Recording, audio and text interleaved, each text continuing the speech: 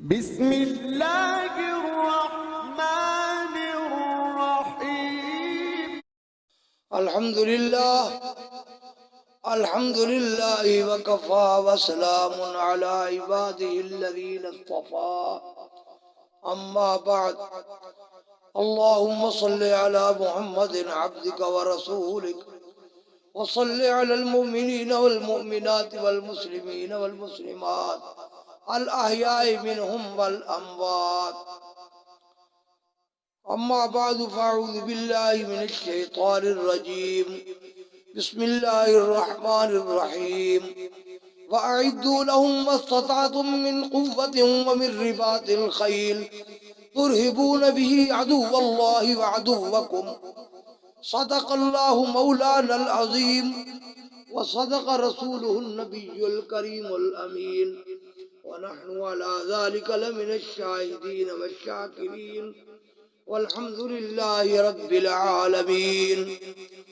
اللہ تعالیٰ قرآن کریم میں ارشاد فرما رہا ہے، اے مسلمانوں، وَعِدُّوا لَهُمْ، تیار کرو، مَسْتَطَعْتُمْ، جتنی تم طاقت رکھتے ہو، من قوت، اتنی قوت تیار کرو، تُرْهِبُونَ بِهِ عَدُوَّ اللَّهِ وَعَدُوَّكُمْ، تم اس کے درمیان اس قوت کے ذریعے اپنے دشمن اور اللہ کے دشمن کو ڈراؤ۔ تُرْهِبُونَ بِهِ عَدُوَّ اللَّهِ، اللہ کے دشمن کو اس کے ذریعے ڈراؤ، وَعَدُوَّكُمْ، اپنے دشمن کو ڈراؤ، یعنی کفار کو ڈراؤ۔ اس آیت کا مصداق سب سے پہلے الرمی، حدیث میں آتا ہے قوت سے مراد ہے الرمی، بخاری شریف میں ہے۔ رمی کا معنی ہوتا ہے پھینکنا، یعنی وہ قوت ہے جو پھینک کر استعمال ہوتی ہے۔ اس کا مصداق صحابہ کرام رضوان اللہ علیہم اجمعین اور ان کے بعد کافی عرصے تک تیر تلوار اور نیزے یہ مصداق رہا ہے، لیکن اصل مقصود تو دین کا کام ہوتا ہے، اس کے ذرائع تبدیل ہوتے رہتے ہیں۔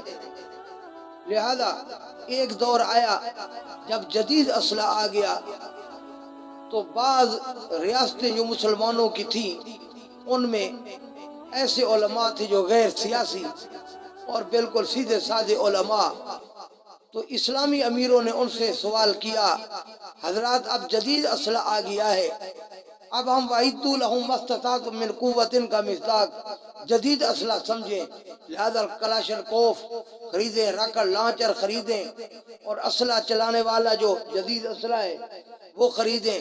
لیکن وہ سیدھے سادے علماء بھولے بھالے، انہوں نے کہا یہ تو بدعت ہے، انہوں نے نہیں خریدا۔ کفار آئے تیر تلوار نیزوں کے باوجود انہوں نے ایک کلاشنکوف علی بستیوں کی بستیاں اڑا دی۔ بعد میں علماء کو سمجھ آیا اوہو، حضور نے اس کا معنی رمی کیا ہے، پھینکنا، تو پھینکنا تو گولی میں بھی پھینکی جا رہی ہے۔ ہم نے غلطی کی ہے، وہ خریدنا تھا۔ اسلام کو صفاحتی سے وہ اپنے ریاستوں میں مٹا بیٹھے اور روس قابض ہو گیا ان ریاستوں پر، تاجکستان، ازبکستان وغیرہ۔ پھر اس کے بعد اب وقت آیا کہ اعدوا لهم ما استطعتم سے جو ہے من قوت، قوت سے مراد تو وہ قوت ہے جس کے ذریعے تم ترہبون بھی، اس کے ذریعے ڈراؤ تم عدو اللہ، اللہ کے دشمن کو، وعدوکم، اور اپنے دشمن کو ڈراؤ۔ دشمن کو ڈرانا، زیر کرنا مقصود ہے۔ اب اس قوت کا مصداق سیاسی قوت ہے، کیونکہ اس دور میں جس کے پاس سیاسی قوت ہے، جس کے پاس پارلیمنٹ کی قوت ہے، جس کے پاس حکومت ہے، فوج بھی اسی کی ہے، ملک بھی اسی کا ہے، ریاست اسی کی ہے، اسرہ اسی کا ہے، ساری قوت سیاست کے تحت آ گئی۔ اب علماء کو، اہل علم جو سیاسی علماء ہیں، سیاست میں ماہر ہیں، وہ سمجھا رہے ہیں کہ اب یہ اس قوت کا مقصد سیاسی قوت ہے، پارلیمانی قوت ہے، ووٹ کے ذریعے اس کو حاصل کرو، پارلیمنٹ پر قبضہ کرو، اس کے بعد سب کچھ تمہارا ہے، جو چاہو نافذ کرو۔ لیکن اب بھی انہی سادے علماء کی طرح جو انہوں نے اسلحہ جدید نہیں خریدنے دیا تھا، بدعت ہے، یہ علماء سادے کہہ رہے یہ تو بدعت ہے، سیاست کرنے کی کیا ضرورت ہے؟ حالانکہ حدیث شریف میں موجود ہے، مسلم شریف جلد ثانی میں ہے، سرور عالم صلی اللہ علیہ وسلم نے فرمایا کانت بنو اسرائیل تسوسهم الانبیاء، بنی اسرائیل کی سیاست ان کے انبیاء کرتے تھے، کلما ہلک نبی خلفہ آخر، جب ایک نبی فوت ہو جاتا دوسرا نبی اس کا خلیفہ بن جاتا تھا، وانا خاتم النبیین لا نبی بعدی، میں آخری نبی ہوں، میرے بعد کوئی نبی نہیں ہے۔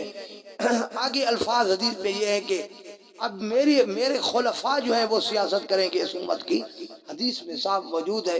ختم بڑا المیہ تو یہ ہے کہ ختم نبوت کا کام کرنے والے لوگ بھی اپنی زبانوں سے کہتے ہیں ہمارا سیاست سے کوئی تعلق نہیں۔ حضور علیہ السلام نے ختم نبوت کا مسئلہ سیاست کے پیرائے میں بیان فرمایا۔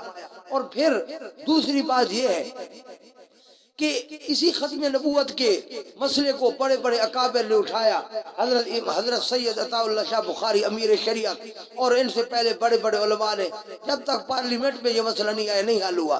حضرت مفتی محمود فقیہ الامت فقیہ ملت حضرت مفتی محمود رحم اللہ اور حضرت مولانا غلام غوث ہزاروی رحم اللہ پارلیمنٹ میں آئے اور انہوں نے آ کر اس مسئلے کو حل کروایا۔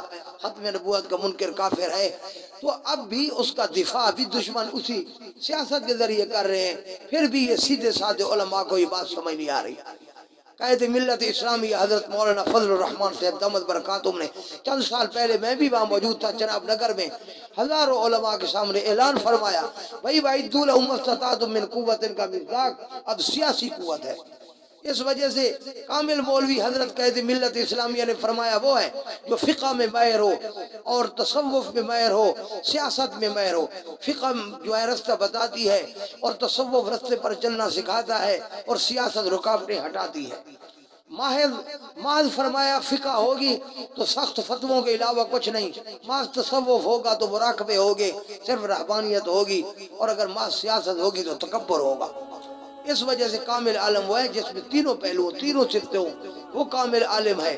اس لیے اس امت میں اس وقت اگر کوئی کامل عالم ہے، کاملین کا بھی سردار ہے تو وہ قائد ملت اسلامیہ حضرت مولانا فضل الرحمان ہے۔ ہم انہیں مبارکباد دیتے ہیں کہ اللہ نے انہیں فتح نصیب فرمائی اور ان کی کاوشوں کو کامیابی سے ہمکنار کیا خیبر پختونخوا میں۔